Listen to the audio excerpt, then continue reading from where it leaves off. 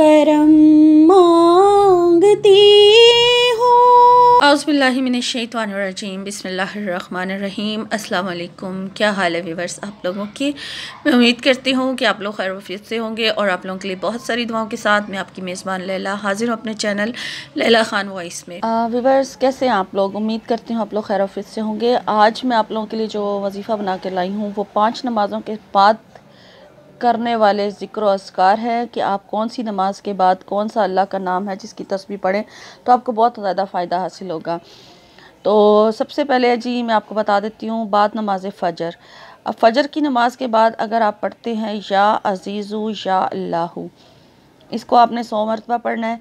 और फिर ज़ोहर की नमाज के बाद आपने पढ़ना है या करीमु या अल्लाहु। और असर की नमाज के बाद आप पढ़ेंगे या जब्बारू या अल्लाहु। और मगरिब की नमाज के बाद आपने पढ़ना है या सत्तारू या अल्लाहु।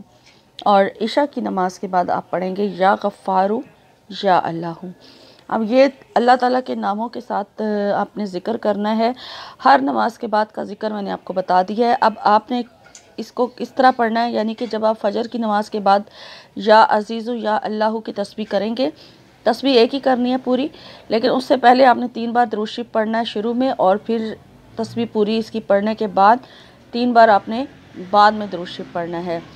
और उसके बाद जब आप फ़जर की नमाज़ अदा करेंगे तो फ़जर की नमाज के बाद सिर्फ 10 मरतबा आपने ये ज़िक्र करने के बाद या अज़ीज़ु या अल्लाहु की तस्बीह पढ़ने के बाद फिर दुरूद शरीफ पढ़ने के बाद आपने सूरह तौबा की ये आयत जो है हस्बी अल्लाहु ला इलाहा इल्लहु अलैहि तवक्कलतु व हुवा रब्बुल अर्शिल अज़ीम, ये भी पढ़नी है। ठीक है, बिस्मिल्लाहिर्रहमानिर्रहीम के साथ पढ़ें।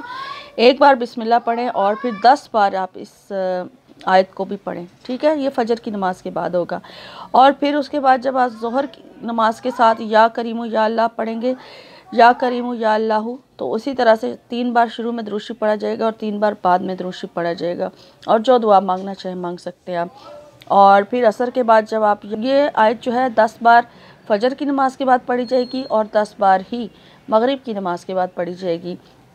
और इशा की नमाज के साथ फिर या गफ़ारू या अल्लाहु की तस्बीह पढ़ी जाएगी और इसी तरह से 3 बार दुरूद शरीफ शुरू में पढ़ा जाएगा और 3 बार ही एंड पे पढ़ा जाएगा। ये थे आज का यानी वजीफ़ा जो मैंने आपको ज़िक्र और अस्कार बता दिए 5 नमाज़ों के साथ। और आप कोई भी दुआ मांग सकते हैं इनका ज़िक्र करके, और इसको आप हमेशा जारी रखना चाहें तो रख सकते हैं। और इस अमल के साथ कोई और वजीफ़ा करना चाहें तो वो भी आप कर सकते हैं।